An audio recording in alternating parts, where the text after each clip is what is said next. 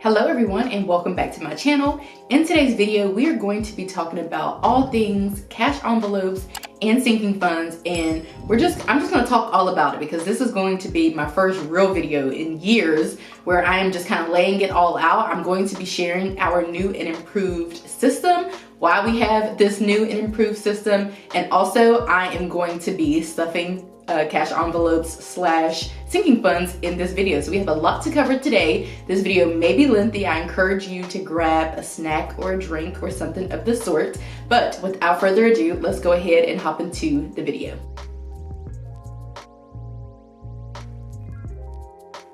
Okay, so let's talk about what cash envelopes are and what sinking funds are. And let's start with a cash envelope. And we're just gonna throw it back to like pure, raw cash envelopes. The reason why I say that is because there have been many systems that have been implemented over the years, and some systems to even, I would say, be better or more effective than like your average cash envelope system, or even same thing goes for sinking funds, new and improved systems and methods. But I want to talk to you about the cash envelope, what a cash envelope is in its purest form. So a cash envelope is a method for managing your cash and your money, literally for managing your cash money. That is what it is in its purest form. And think about an envelope, just your regular envelope that you send letters in. That would be in its basic form a cash envelope. And so here's the purpose of this. The purpose of this is for you to be able to visually keep up with how much money you are spending and even how much money you have left, especially when it comes to specific categories.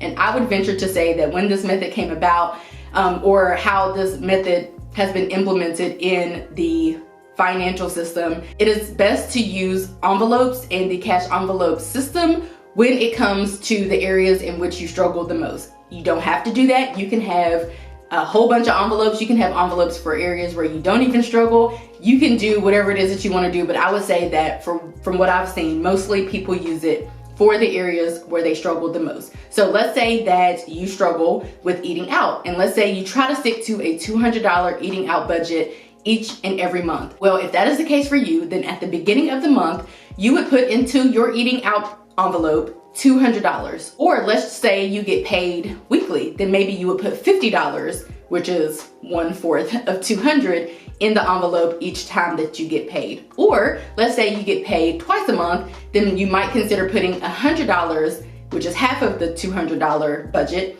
in your envelope each time that you get paid. And that all kind of just depends on personal preference. So let's say you have $200 in your envelope. Well, as you move throughout the month and as you're spending from that envelope, so each time you are eating out, you're pulling money from that envelope, it is giving you a visual representation of how much money you are spending. Some people say that we are kind of out of touch with our spending due to the digital world that we live in, so it's best that we use cash to kind of monitor our spending. So in taking money out of the envelope and handing it over, you're able to kind of really connect with your money in that way. And the beauty of having this envelope is that whenever money goes out of it, money is out of it. You might have some change or a few dollars or whatever your change might be, to be put back into the envelope, but you'll always have a visual representation of how much money you have left.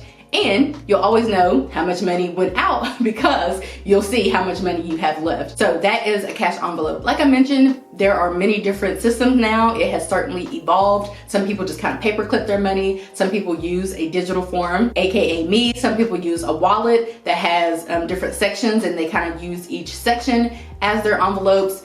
People make their own envelopes. It has certainly evolved over the years, but in kind of talking about it in its purest form, I just want you to think about your average Walmart, Dollar Tree envelope that you use to mail letters. Also, like I mentioned, some people have a bunch of different envelopes. Some people just have a few. Some people just have, their problem areas. You can have as many or as little as you want. Obviously, carrying a bunch of envelopes around and all of that might get a little tricky, so you might not want to have an envelope for every single thing. And it also doesn't make sense to have a cash envelope for certain things, like unless you pay your mortgage or your rent in cash.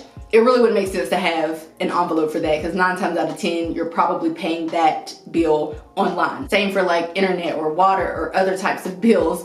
unless you're physically going to these places to pay your bills, unless you are cashing your check and getting all the money in cash, which would make it kind of easier to kind of divvy up across multiple envelopes, it really makes sense to just use envelopes for the variable spending. So variable spending can be eating out, it can be food, it can be personal spending money, gifts, really the areas that tend to fluctuate from month to month. And also, like I said, the areas in which you typically might struggle the most with staying on budget. The most important thing to remember is that when that envelope is empty, that envelope is empty. That lets you know that you have depleted the fund and you have no more money to spend. And so that's kind of where that deeper connection with your money comes into play. Okay, so let's talk about sinking funds. So sinking funds are and can be pretty similar to cash envelopes in the delivery of it, if you will. But really, a sinking fund is a short-term savings account, whereas you are saving money little by little, typically to reach a certain amount or to even just be prepared. The reason why I say reach a certain amount, because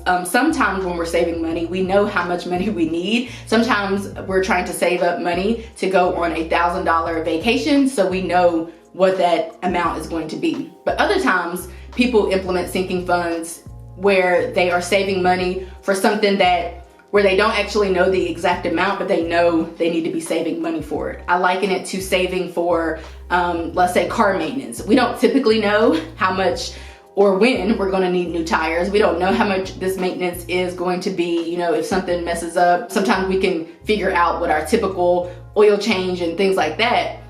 We can normally figure out how much those are going to be, but sometimes for car maintenance, home maintenance, and stuff like that, we don't know the exact amount. We just know we need to be saving. So it's going to be better in those situations to have some money saved up for a new set of tires, which might cost $400, than to have no money saved up. So you're saving for future expenses, whether you know the time, the day, and the hour, or whether you don't, but you know that the expense is certainly going to come up at some point. The perfect example, I feel like, is Christmas. For those who celebrate Christmas, sometimes, generally, we know about how much money we want to save for Christmas. So let's say you want to save $1,200 for Christmas because you want to stick to a $1,200 budget. Well, in January, right after Christmas, that's your time to shine, and that's your time to go ahead and start saving up. So if you want $1,200 by next December, then you can just divide up the amount of months that you have to save, which from January to December is 12. And that would mean that you would need to save $100 per month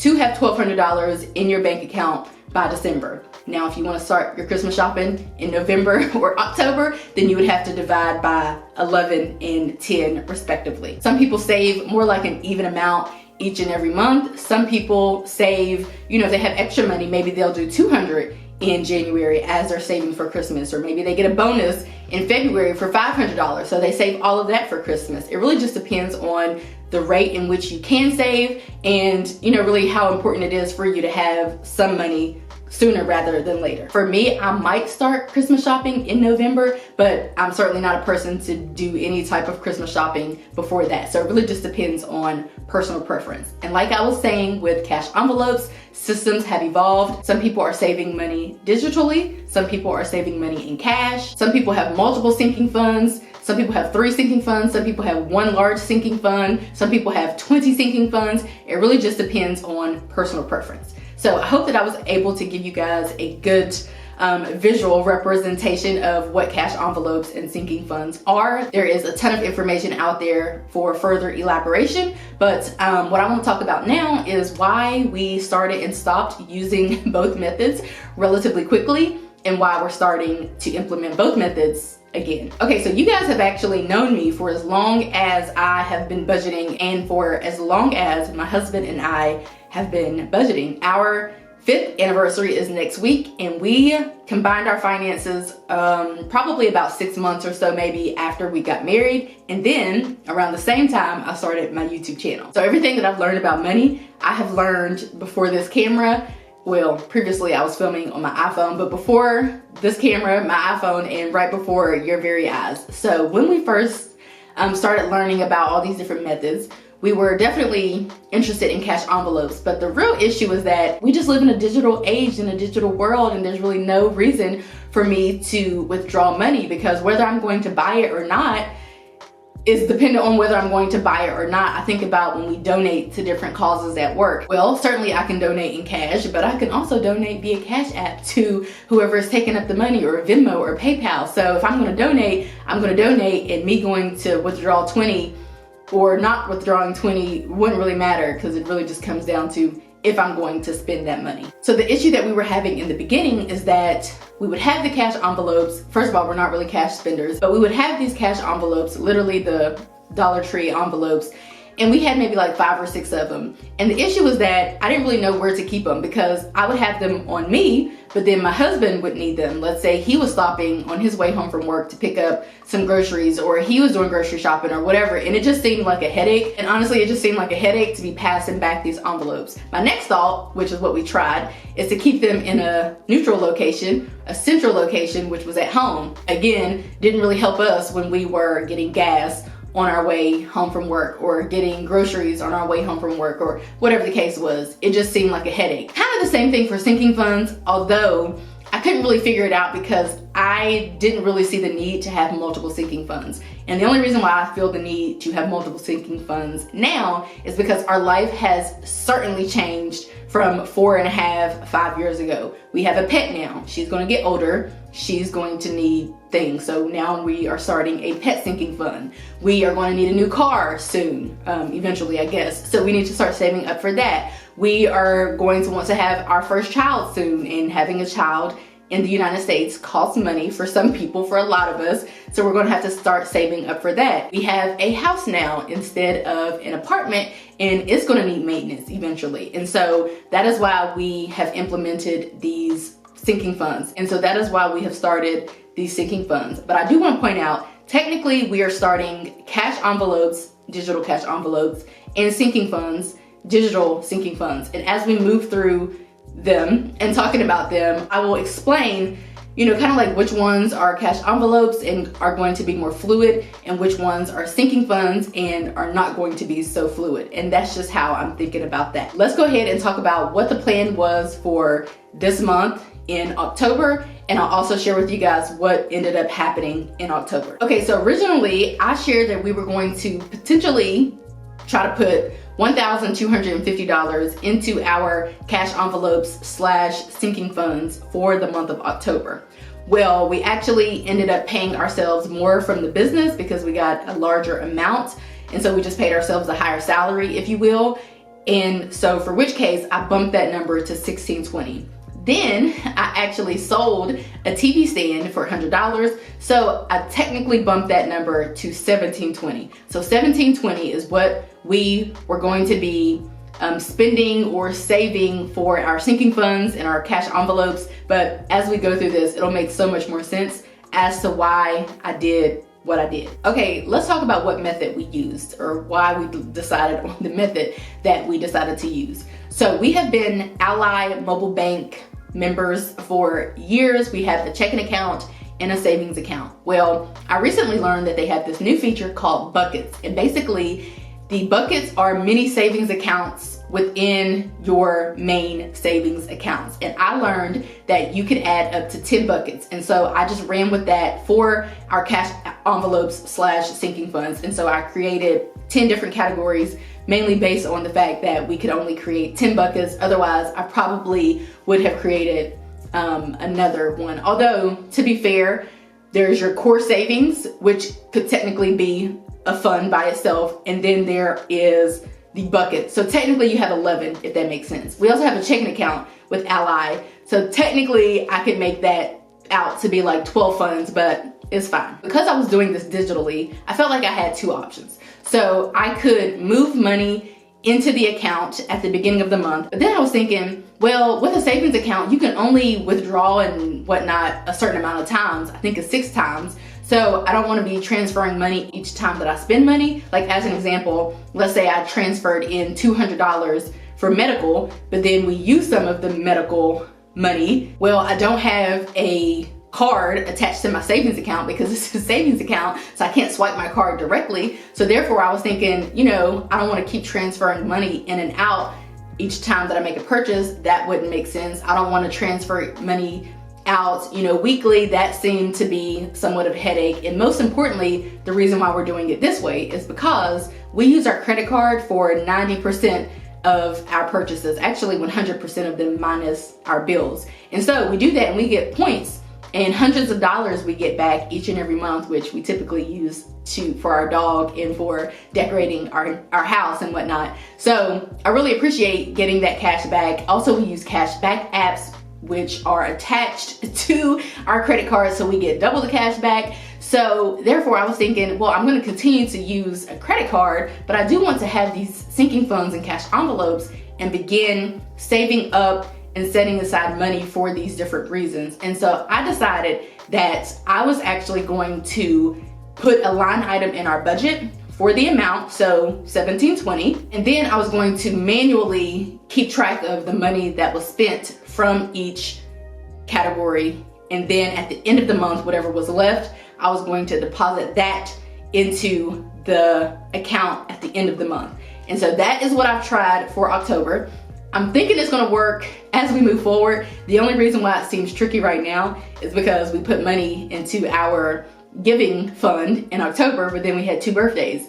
Or we're trying to, start saving up money for these different holidays and things, but we're starting these basically at like the worst time as far as our spending goes, because our spending is highest really from September to December, but certainly, during the holidays and really right now. So starting these at a bad time, but as we move forward, going into the new year, hopefully we'll be able to retain some of the money. So like in January, I'm not going to be spending money from the Christmas money that we're trying to collect, because it's not going to be Christmas. Or we probably won't be spending money from the medical fund or the car maintenance fund or even the home maintenance fund. So eventually, as we move through the first quarter, as we move through 2022, this should be easier, but I felt like I had to start somewhere. Certainly I could have started in January of 2022, but I kind of wanted to get my feet wet to try out some different systems, because I have October to try out some stuff, November and even December, and hopefully by January I'll have the hang of it. But I'm thinking, I feel like I might consider doing something a little differently, but I'm thinking like this might be the way that we're going to do this. All the other methods seem like it's just going to be way too much and it's going to be a headache. And so for which case, I think this is going to be the method that we stick to. So let's talk about our sinking funds, the ones that we have, what we spent, what we saved, and then let's go ahead and do some stuffing. Okay, so let's talk about what we were originally going to put into the sinking funds at the beginning of October. For medical, we were going to put in $220. For holidays/birthdays, we were going to put in $250. For anniversary, $50. Pets, $50. Clothing/beauty, $200. Giving/donating, $60. Vacation, $50. Transportation tags, $20. Entertainment, $70. Home maintenance, $750. So those were the original amounts. And so what I decided to do was, in my Fudget, which is hands down one of my favorite apps, I decided to put in the income for the sinking funds/cash envelopes, and then I put in the exact amount that I just gave you guys. Except what I did is every time we spent from one of these different funds, I just deducted it, which is super easy to do. You can deduct it right here from the app. And so that's how we get the income at the bottom being $17.20, but the expenses is $463.67, and the balance is $1,256.33. So we spent $1,256.33 from the $17.20, which leaves $463.67. So I guess we don't really have to talk anymore about that. Let's go ahead now and take these same numbers and stuff the sinking funds. Okay, so we are in my Ally account now, and we're in the core savings, and I have transferred the money over, except there is a penny left over, I think, because we did have to have, I think you have to have some kind of money in your savings account, so I think there was a penny in there. So we're going to distribute the $463.67 and leave the penny in the core savings. So like I said, you have the core savings and then you have the buckets. So technically you could, move things around and kind of have 11 accounts if you want to. So let's go ahead and distribute to medical, and you can name all of your buckets, and you can pick like there's some like little pictures and icons and such, and you can pick those as well. So let's go to medical. And I want to distribute into multiple buckets. So what I'm not gonna do is sit here and, there we go. Let's say what I'm not gonna do is do that. Okay, so let's distribute. First of all, we have medical. We are going to put 4144 in our medical. For holidays, we're gonna do 11570. For anniversary, we're gonna do 50. For pets, we're going to do 50. These are the numbers that were left over. Clothing / beauty, we're gonna do 5470. For giving / donating, we're going to do 2676. For vacation, we're gonna do 50. For transportation / tags, we're gonna do 20. For entertainment, we're going to do 5106, I think is what I'm reading. Home maintenance, 402. So we do have a penny left over. Where'd my penny go? 463.68. Okay, so somehow I do have a penny that was accounted for. So we're just gonna do save. And so now the penny thing is not a situation, I guess. So we have $0 in our core savings, and then that is how we have distributed the other amounts. Okay, you guys, so that is it for this video. I just filmed the whole video up until this point, and my microphone was not attached. Like, I don't even know how that happened because I never take it apart. I'm sick. I don't want to know what the volume, what the audio sounds like without it, because I don't even know if I've ever not had a microphone on this camera. So if the audio is a little debatable, that's my bad. But that is it for today's video. I forgot to mention that at the end of this month, so at the end of October is when I made the transfer, and I made it a little early just because I knew I wanted to film this video. But in the future, I'll probably make the transfer like, you know, the night of the last day of the month or the first of the month or something like that. But I did make the transfer a little early, a couple days early for this video, but I don't intend to spend any more from the different categories, from those specific categories, for the rest of this month. So I hope that you guys enjoyed it. Let me know if you have any questions, comments, concerns, if you have any thoughts, or if you have any, not thoughts, if you have any suggestions regarding how you're doing yours, then please let me know. I don't think I've ever watched a cash envelope budget video of any sort, or a sinking funds video of any sort, so I should probably do some research. But you know, if you've done your research, just leave it down below. That will save me from going down a rabbit hole and watching a bunch of videos. So I hope that you guys enjoyed this video, and give it a like if you did, subscribe if you haven't already, and I will see you guys in my next video. Bye guys.